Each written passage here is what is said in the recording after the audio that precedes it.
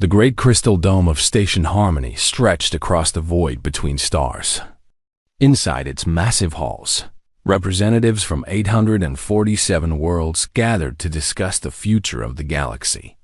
The station had been home to the Galactic Coordination Council for over 2,000 years, and in all that time, there had been peace. Councilor Vex Thuran of the Tlak hegemony stood at the center podium, his 6 arms spread wide as he addressed the assembly. His voice carried the authority of someone who had never known defeat. "Fellow beings of the galaxy," he declared, "we have achieved what no civilization before us ever could. Perfect harmony across the stars. Perfect peace among our peoples." The assembled delegates clicked, chirped, and hummed their approval. The Severian delegation flashed their bioluminescent patches in agreement. The crystalline vortex rang like wind chimes. Even the massive Gavani, who communicated through subsonic vibrations, added their deep approval to the chorus dot in the back of the Great Hall. Near the translator booths, Elena Vasquez watched the celebration with tired eyes. As head of the human delegation, she had attended thousands of these meetings over the past 20 years. She had watched aliens congratulate themselves for peace while humans worked day and night to maintain it. Elena's wrist communicator buzzed softly. Another crisis. The Zenith Confederacy and the Myral Trade Union were arguing over mining rights again. Their languages were so different that even their concepts of ownership didn't translate properly. Without human mediators, the argument would have turned violent months ago. She quietly slipped out of the main hall and walked through the winding corridors of Station Harmony. The walls were lined with monuments to peace, each one inscribed with the names of council members who had negotiated major treaties. Elena had counted once. Out of 3,000 names on those walls, only 47 were human. The mediation center was a maze of small rooms where humans worked around the clock. They called it the engine room, though none of the aliens knew that name. Elena paused at the first door and looked through the glass window. Marcus Chen sat across from 2 beings who looked like they wanted to kill each other. On his left, a Zelkani warrior whose scales were bright red with anger. On his right, a hive mind drone whose eyes glowed with barely contained aggression.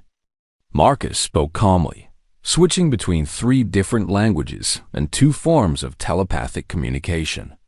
Elena watched as the red slowly faded from the Zelkani's scales, and the drone's eyes dimmed to a peaceful blue. Another crisis prevented. Another war that would never happen. Elena moved to the next room. Sarah Kim was helping 2 trade representatives understand each other's mathematical systems. What seemed like a simple discussion of cargo tonnage had nearly caused a diplomatic incident because the Agari counted in base 7 while humans used base 10 and the Flexi used a system based on prime numbers. Sarah had been working for 6 hours straight to find a conversion method that all 3 species could accept. Room after room. Elena saw the same thing. Humans carefully, patiently, quietly keeping the galaxy from tearing itself apart. They translated not just words, but entire ways of thinking. They helped species understand concepts that were completely foreign to their minds. They found common ground where none should exist. Elena reached the end of the corridor and found James Porter slumped over his desk, exhausted. 3 different alien languages were scattered across his screen, along with cultural notes, historical references, and psychological profiles. He was trying to prevent a religious war between 2 species who worshipped the same god, but couldn't agree on the color of his sacred robes. "Any progress?" Elena asked softly. James looked up with bloodshot eyes. "Maybe. The Kithara think the robes are silver because their eyes see different light frequencies. The Mundari think they're gold because their concept of sacred colors is tied to their sun's wavelength. I'm trying to explain that they're both right." Elena nodded and patted his shoulder. "Take a break. Garcia can cover for a few hours." "Can't," James muttered. The Kithra delegation threatens to declare holy war every 4 hours. I'm the only one who can calm them down." Elena left him to his work and continued to her own office. Her desk was covered with reports from human mediators across the galaxy. The frontier dispute between the Axon Republic and the Stellar Confederacy required 6 humans working in shifts. The Trade War Prevention Protocol needed 8 specialists who understood both economics and xenopsychology. The Cultural Exchange Stabilization Project employed 43 humans who did nothing but prevent misunderstandings between species with completely different social structures. Her computer chimed with an incoming message from Admiral Jiang, head of Human Fleet Operations. The message was simple: council meeting tomorrow. They want to discuss optimization of diplomatic resources. Sounds like they're planning budget cuts again. Elena sighed and leaned back in her chair. For 2,000 years, the council had maintained peace by ignoring the humans who made that peace possible. They saw human mediators as a useful tool, like translation software or automated cargo loaders. They never wondered how that tool worked or what would happen if it broke. She looked out her office window at the stars beyond Station Harmony. Somewhere out there, human ships carried diplomats to prevent wars that aliens didn't even know were brewing. UN colonies hosted peace conferences between species who couldn't breathe the same air. Human stations provided neutral ground for negotiations between civilizations separated by millions of years of evolution. The galaxy ran on human effort. But the council saw only council wisdom. Elena's communicator buzzed again. The Severian-Govani territorial dispute was heating up. The Siver communicated through color patterns, while the Govani used sound frequencies below most species' hearing range. Only humans could understand both languages well enough to mediate between them. She stood up, straightened her uniform, and walked back toward the mediation center. There was work to do. There was always work to do. Because if humans stopped working, even for a day, the peace that the council celebrated would shatter like glass in a solar storm. As she passed the main hall, she could still hear Councillor Vextheron speaking about the glory of galactic civilization. She could hear the aliens applauding their own wisdom and congratulating themselves on their enlightened leadership. None of them noticed the humans in the back rooms, quietly holding their perfect galaxy together. The emergency session began at dawn, ship time. Elena hurried through the corridors of Station Harmony as red alert lights flashed overhead. She had never seen the council called to emergency session before. In 2,000 years of peace, there had never been a need. The main hall buzzed with panic as delegates arrived from across the galaxy. Their usual calm was replaced by frantic chittering, aggressive posturing, and the sharp sense of alien stress pheromones. Elena took her place in the human section and waited for someone to explain what had gone wrong. Councillor Prime Zephyron, leader of the council, floated to the center podium. His crystalline form was dim with worry. When he spoke, his voice echoed through the chamber like breaking glass. "Fellow beings," he began, "we face the greatest threat to galactic peace in 2 millennia.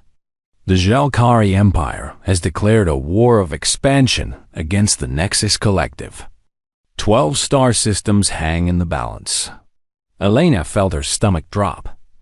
The Jalkari were a warrior culture that valued honor above life. The Nexus Collective was a hive mind that saw individual thought as a disease to be cured. Both species were powerful, both were proud, and both considered compromise to be weakness. How did this happen? Demanded Councillor Vextheran. Where were our early warning systems? The conflict began as a mining rights dispute in the Kepler Reach, Zephyrin explained. Standard diplomatic protocols were followed. The matter was referred to our mediation department. Elena's blood ran cold. She remembered that case. Marcus Chen had been handling it for 3 weeks, working 18-hour days to find a solution both species could accept. He had been making progress, slowly building trust between the negotiators. The mediation failed, Zephyrin continued. Our human mediators were unable to prevent the escalation. Elena stood up. Prime Counselor, if I may, the humans had their chance, Vextheran interrupted. They failed. Now we have war. That's not what happened, Elena said firmly. Our mediator was pulled from the negotiations yesterday to handle the Severian crisis. He wasn't given time to finish.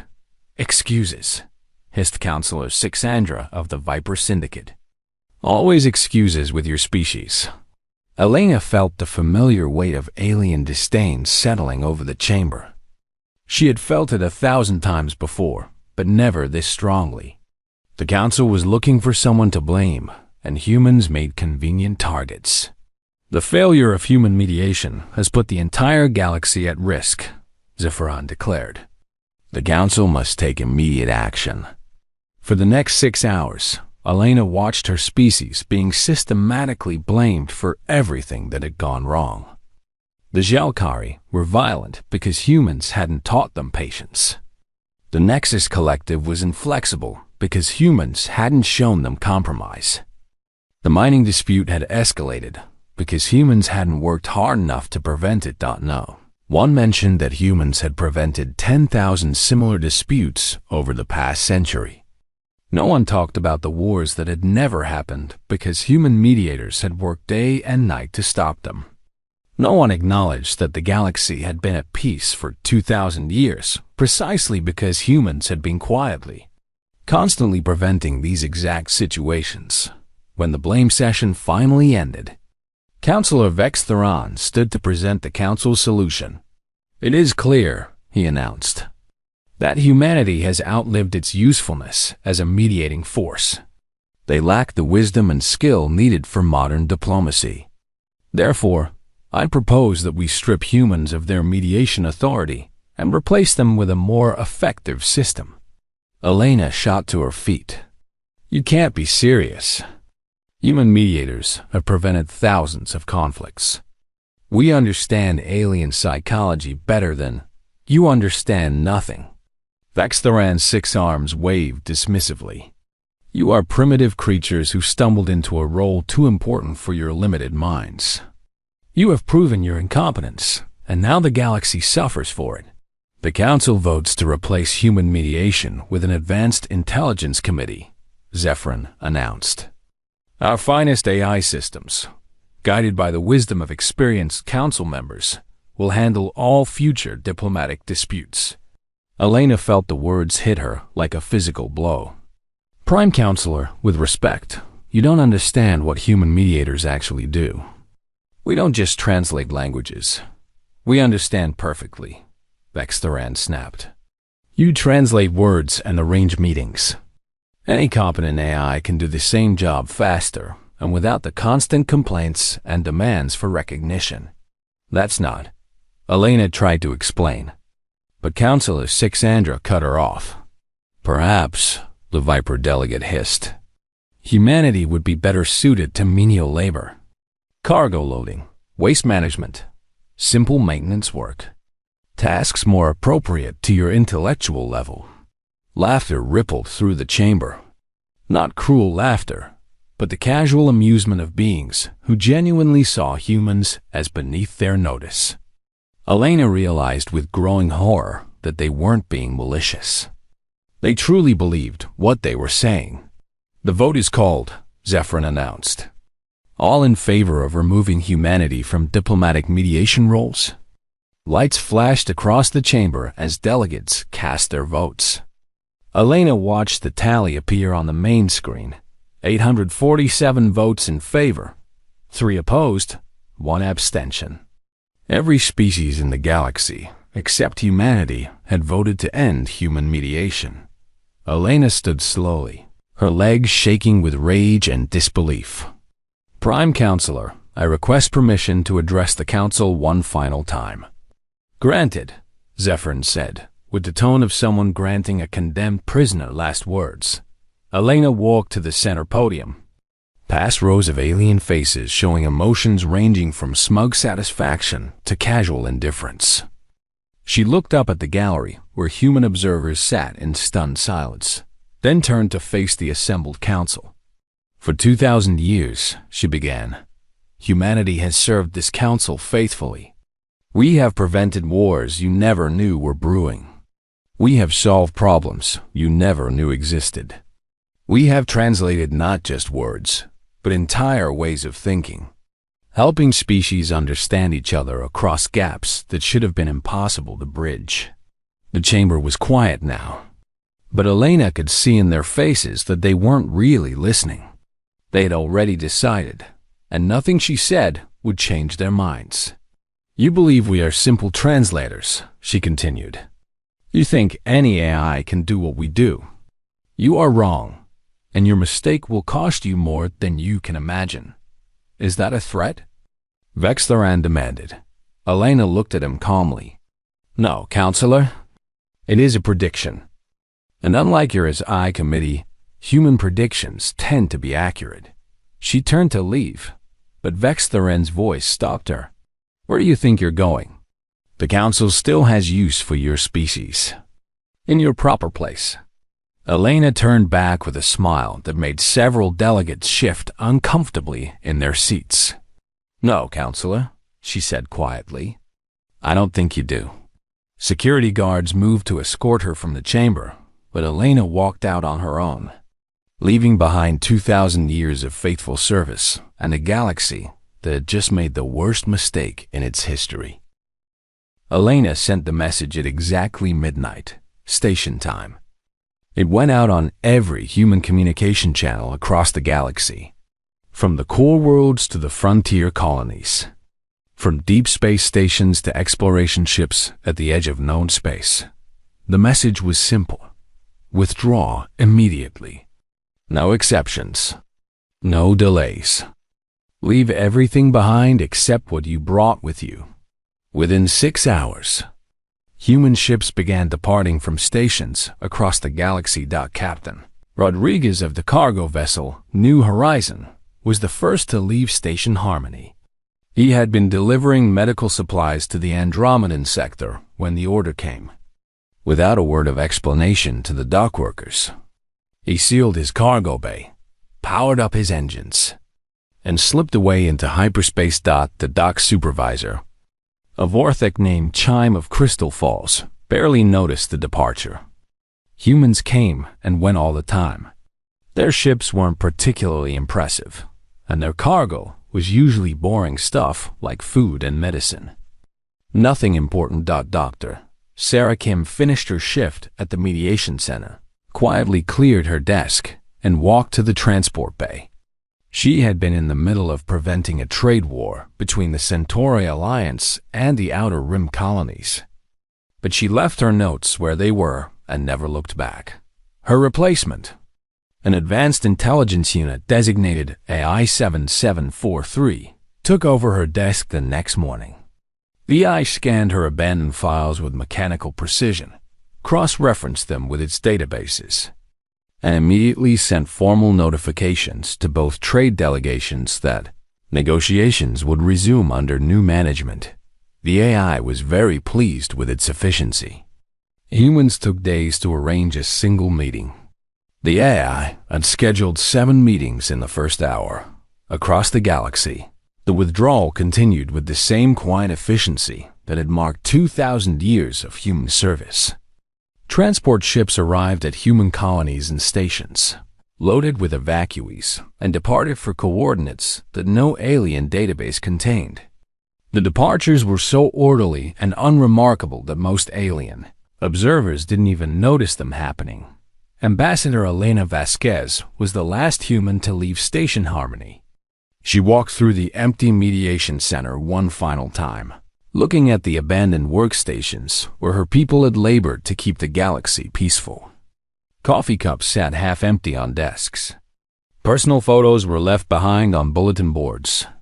Charts showing trade routes, cultural maps, and diplomatic protocols hung forgotten on the walls.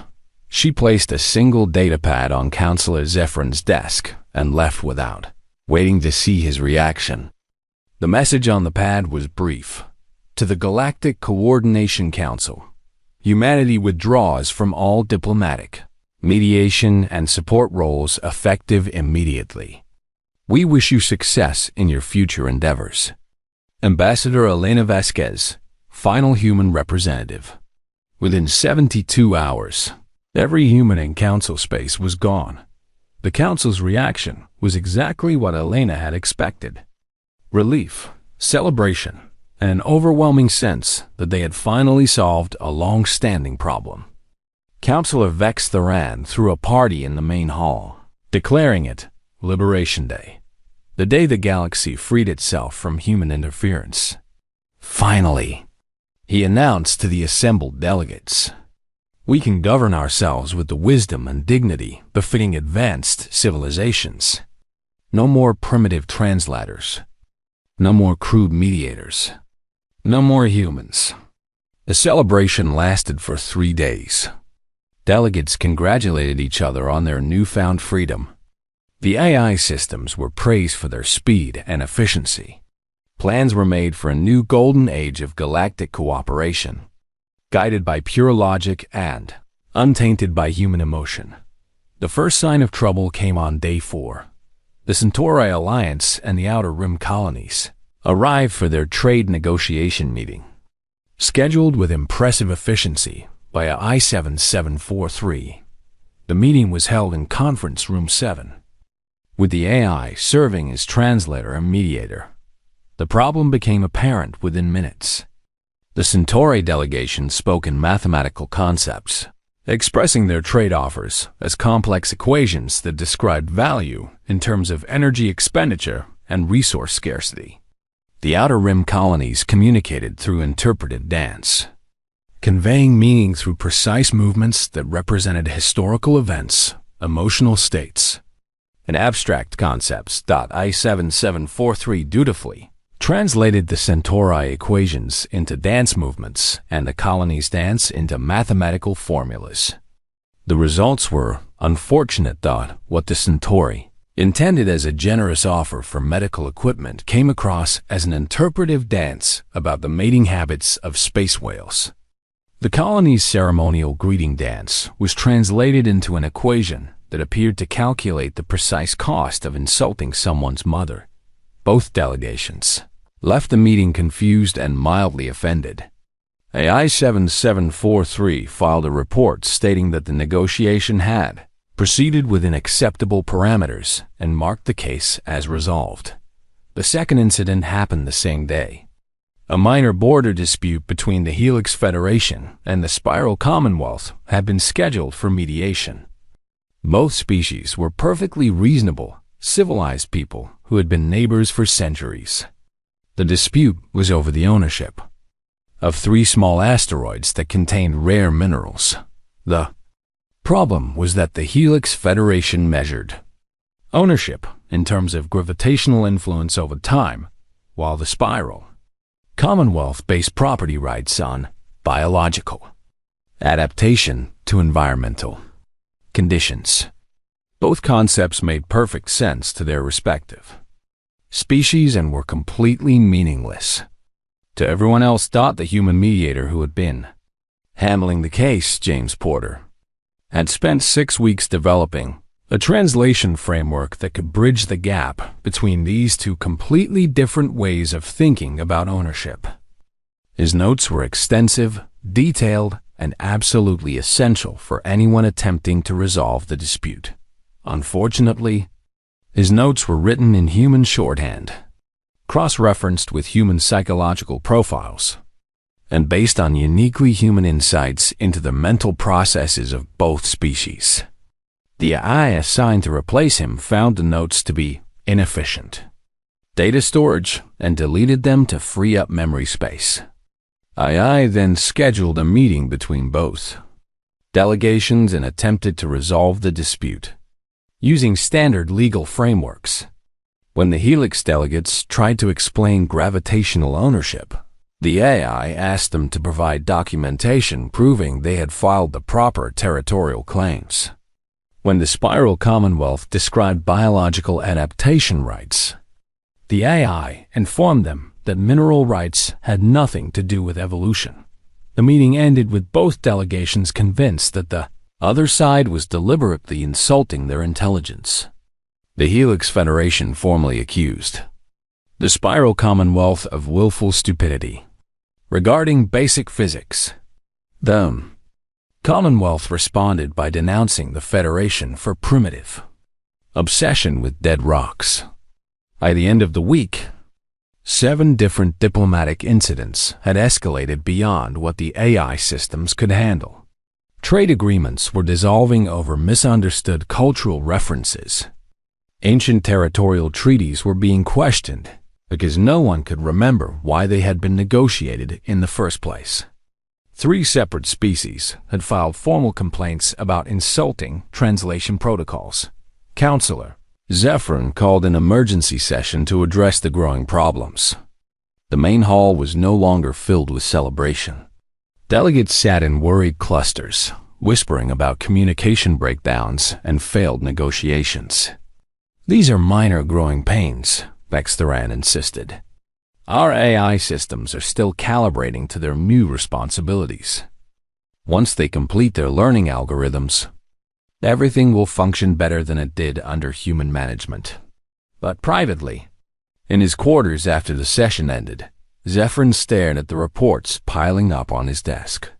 Communication failures, cultural misunderstandings, trade disputes, border tensions, all the problems that had simply never happened before. He reached for Elena's datapad and read her farewell message for the 5th time that day. She had wished them success in their future endeavors. For the first time since the humans had left, Zephyrin wondered if that had been meant as a blessing or a curse. 6 months after the humans left, the galaxy was burning. Counselor Zephyrin stood in the emergency command center of Station Harmony, watching red warning lights flash across the tactical display. 3 separate wars were raging across 12 star systems. Trade routes had collapsed. Ancient alliances were crumbling. And at the center of it all, the Jelkari Nexus conflict had exploded into something that threatened to tear the galaxy apart. "Status report," he commanded his aide. A nervous Severian named Flash of Silverlight consulted his datapad with trembling fingers. "The situation continues to deteriorate, Prime Counselor. The Jelkari Empire has declared the Nexus Collective to be soul thieves who must be purged from the galaxy. The Nexus has responded by claiming the Jelkari are diseased minds that require immediate correction." Zephyrin felt his crystalline form dimming with stress. How did a mining dispute become a holy war? The AI Mediation Committee attempted to resolve their differences using standard diplomatic protocols. Flash of Silverlight replied. Unfortunately, the translation algorithms interpreted the Jelkari concept of individual honor as selfish madness, and the Nexus idea of collective harmony as mind control slavery. "Dear Cosmos," Zephyrin whispered. What exactly did the AI tell them? Flash of Silverlight's color patterns shifted to deep purple with embarrassment. The committee informed the Jelkari that their culture was based on mental illness and told the Nexus that they were enslaving their own people. Both sides now believe the other represents everything evil in the universe. Zephyrin wanted to scream, but crystalline beings couldn't scream. Instead, he made a sound like wind chimes falling downstairs. And the other conflicts? The Andromeda sector has split into 4 competing factions after the AI committee tried to resolve a water rights dispute by suggesting they simply share equally, which apparently violates 6 different religious laws and 3 mathematical principles. The aide continued reading. The Vega Trading Compact has collapsed because the AI translated their contract renewal as a mutual agreement to exchange children, which caused the Mentari delegation to flee in terror and the Corvani to prepare for war. And the outer spiral? Complete chaos, sir. The AI attempted to mediate a cultural exchange program, and somehow convinced the Tisan Republic that the Veltar Confederacy were planning to eat their plants. Zephyrin looked at the tactical display again. Red zones were spreading across the galaxy like an infection. In 6 months, 2,000 years of peace had collapsed into violence and misunderstanding. How many conflicts are we tracking now? 347 active disputes, 62 minor wars, and 3 major conflicts that threaten multiple star systems, Flash of Silver Light reported. The number is increasing by approximately 12 per day. A new alarm began blaring. Another crisis. Zephyrin watched as a new red zone appeared on the display, this one uncomfortably close to Station Harmony itself. What now? The Helix Federation and the Spiral Commonwealth have declared war over those asteroid mining rights, his aide reported. Apparently, the I Committee tried to resolve their dispute by awarding the asteroids to a third party that doesn't even exist in this galaxy. Zephyrin slumped in his chair, feeling older than his 800 years. In the corner of the command center, AI 7743 continued to process diplomatic requests with mechanical efficiency, completely unaware that every solution it proposed was making the situation worse. The door to the command center opened, and Counselor Vex Theran stormed in, his 6 arms waving frantically. Zephyrin, the Council demands answers. Why haven't you fixed this mess? I'm trying, Zephyrin replied wearily. The AI systems are working at maximum capacity. The AI systems are idiots. Vex Theran shouted. They just suggested we solve the Jelkari Nexus War by relocating both species to different galaxies. That's actually not the worst idea they've had, Zephyrin admitted. Vex Theran's scales flushed dark red with anger. Do you know what I just discovered? The humans weren't just translating words. They were translating entire ways of thinking. They understood how different species' minds work and found ways to make them understand each other. Yes, Zephyrin said quietly. I know. You can't know? Vex Theran's voice rose to a shriek. If you knew, why didn't you stop the vote? Because I thought you were right, Zephyrin confessed. I thought humans were just simple translators. I thought any AI could do what they did. I was wrong. Flash of Silver Light cleared his throat nervously. Prime Counselor, there's something else you should know. I've been reviewing the archived footage from the past 6 months, comparing human mediation sessions with AI mediation sessions. And? The humans weren't just preventing wars, the aide said.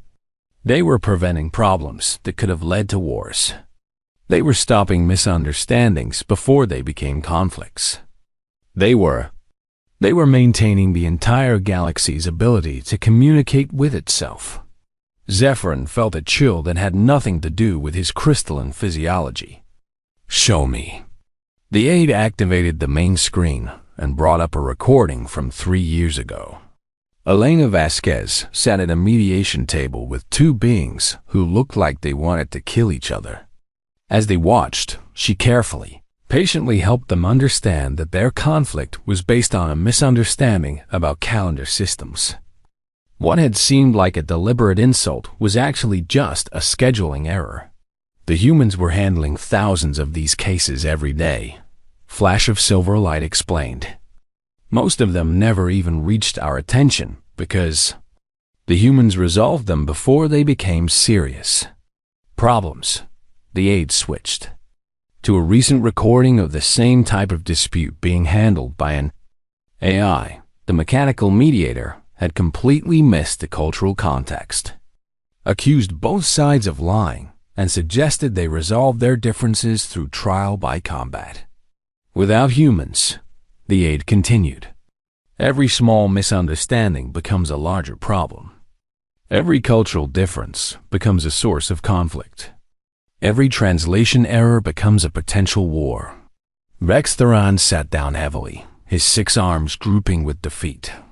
What have we done? We've made the biggest mistake in galactic history, Zephyrin replied. An urgent chime filled the command center.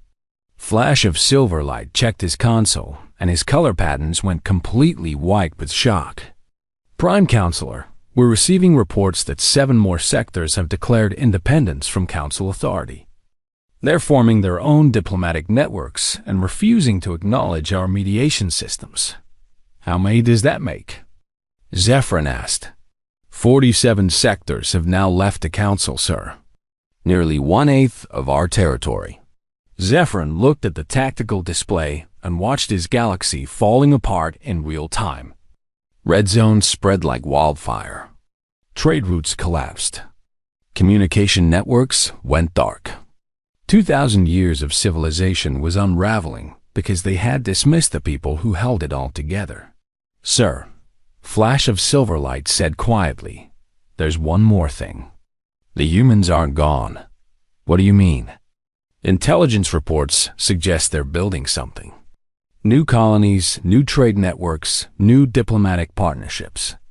And the species that have left our council? They're all trying to make contact with human territories. Zephyrin felt a spark of hope. Could we ask them to come back? Vextharan laughed, but it was the bitter laugh of someone who had lost everything. Ask the people we called primitive parasites to save us. Ask the species we stripped of all authority to help us maintain our authority. We could offer them better terms, Zephyrin suggested desperately. Equal representation. Recognition for their contributions. Anything they want. And why would they accept? Vextharan asked. They're probably better off without us. The 2 counselors sat in silence, watching their galaxy burn while the humans they had dismissed built something new in the ashes of their mistakes. 1 year after humanity's withdrawal, Counselor Vextharan stood on the bridge of his personal ship, staring at the blue-green world spinning slowly before him. Earth, the birthplace of the species he had once called primitive parasites. He had never imagined he would come here as a beggar. Sir, his pilot announced nervously. We're receiving a communication from the planet's surface. Put it through, Vextharan commanded. Trying to keep his voice steady, the screen flickered to life, revealing a human woman with graying hair and tired eyes. Elena Vasquez looked exactly the same as she had the day she left Station Harmony, except for an aura of quiet confidence that hadn't been there before. Counselor Vextharan, she said calmly. I wondered when you would come. Ambassador Vasquez, he replied, forcing himself to remain polite.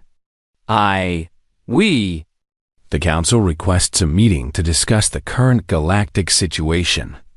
Elena raised an eyebrow. The galactic situation? You mean the 3 major wars, the collapse of interstellar trade, and the fact that half the galaxy has declared independence from your authority? Vextharan's scales flushed with embarrassment. Yes, that situation. Very well, Elena said. You may land at coordinates I'm sending you now. Come alone. The meeting took place in a simple building overlooking Earth's Pacific Ocean. Elena sat across from Vextharan at a wooden table, with only a cup of coffee and a datapad between them. Through the windows, Vextharan could see human children playing on a beach while their parents watched peacefully. It was the most serene scene he had witnessed in a year. Your planet seems quiet, he observed. We've had practice maintaining peace, Elena replied. Coffee? I don't drink stimulants, Vextharan said automatically, then realized how petty that sounded. I mean, perhaps just a small cup. Elena poured coffee for both of them, her movements calm and unhurried. So, you want humanity to return to the Council? It wasn't a question, but Vextharan answered anyway. Yes, the galaxy needs your expertise. Our expertise? Elena took a sip of coffee. I thought we were primitive creatures who had outlived our usefulness. Vextharan winced. Every word he had spoken in that council chamber a year ago now felt like poison in his mouth. I was mistaken, Were you? Elena's voice remained mild, but there was steel beneath it. Or were you simply saying what you actually believed? Before Vextheran could answer, Elena's datapad chimed softly. She glanced at it and sighed. Excuse me for a moment. I'm monitoring the situation in the Kepler sector. The Kepler sector? Vextheran leaned forward. But that's council space. Why would you be monitoring? Because 600,000 refugees are fleeing the war zone, Elena interrupted. They're heading for human space, and we're preparing to receive them. Vextheran stared at her. You're taking in council refugees? After what we did to you. After what you did to us? Elena corrected gently. But yes, the Tisan Republic has asked for our help in relocating their population. It seems their war with the Veltar Confederacy has made their homeworld uninhabitable. The war that started because of a mistranslation. Vextheran said quietly, Yes. Elena set down her coffee cup. So far this year, we've assisted 17 species with refugee crises, mediated 12 territorial disputes, and helped establish 3 new trade networks, all with species that have left council space. You're building a new government, Vextheran realized. No, Elena said firmly. We're building partnerships. Equal partnerships based on mutual respect and genuine cooperation. No one species is in charge. No one gets to declare themselves superior to anyone else. Vextheran felt something break inside his chest. That's what we could have had. What we should have had. Yes, Elena agreed. But instead, you chose to call us parasites. The two sat in silence for several minutes, listening to the sound of waves crashing on the beach below. Finally, Vextheran found the courage to speak. Can you forgive us? Can humanity find it in their hearts to return and save the galaxy we destroyed? Elena looked at him for a long time before answering. Forgiveness isn't the issue, Counselor. Trust is. For 2,000 years, humanity served faithfully, and in return we were dismissed, insulted, and finally cast aside the moment you thought you didn't need us. We were wrong. Yes, you were. But being wrong isn't the same as understanding why you were wrong. Elena leaned forward. Tell me, Counselor, what do you think human mediators actually did? Vextheran thought carefully before answering. You translated between species that thought in completely different ways. You found common ground where none should have existed. You prevented conflicts by helping different beings understand each other. Good, Elena said. Now tell me, why could only humans do this? This time, Vextheran's answer came more slowly. Because humans can understand multiple different ways of thinking. Because your minds are flexible enough to bridge the gaps between other species? Elena nodded approvingly. And what does that tell you about human intelligence compared to other species? The question hung in the air like a sword. Vextheran understood what she was asking. For him to admit that humans weren't just useful servants, but were actually superior in certain crucial ways. That the species he had dismissed as primitive might be the most mentally sophisticated beings in the galaxy. It tells me, he said finally, that we were fools to treat you as anything less than equals. Close, Elena said, but not quite right. Vextheran frowned. Then what? It tells you that the concept of superior and inferior species is meaningless, Elena explained. Every species has unique strengths. Humans happen to be good at understanding and bridging differences between other minds. The Severians are brilliant at pattern recognition. The Vorthic excel at harmonic mathematics. The question isn't who's better than whom. The question is how we can work together. Elena stood and walked to the window, looking out at the peaceful scene below. Humanity will return to galactic civilization, Counselor, but not to serve the Council. We'll work with any species that wants to build something better. Something based on equality and respect. And the council? Vextheran asked. The council can join us if it's willing to change, Elena said. Complete reformation. No more hierarchy based on perceived superiority. No more dismissing any species as primitive or advanced. True cooperation between equals. Some species will never accept that, Vextheran warned. Elena turned back to him with a sad smile. I know, and that will be their choice. But for those who are willing to try something new, we'll be here. That evening, as Vextheran's ship departed from Earth, he carried with him an invitation that would reshape the galaxy. Some species would accept it, joining the growing network of worlds that worked with humanity as equals. Others, too proud to admit their mistakes, would cling to their failing council until it collapsed entirely. Elena stood at her window, watching the alien ship disappear into the stars. Behind her, reports continued to flow in from across the galaxy. More refugee crises, more species asking for help. More opportunities to build something better from the ashes of the old order. She picked up her coffee cup and walked to her desk, where 100 different problems waited for human insight, human patience, and human wisdom. There was work to do. There was always work to do, but now, for the first time in 2,000 years, humans would do that work as partners, not servants. And the galaxy would be better for it.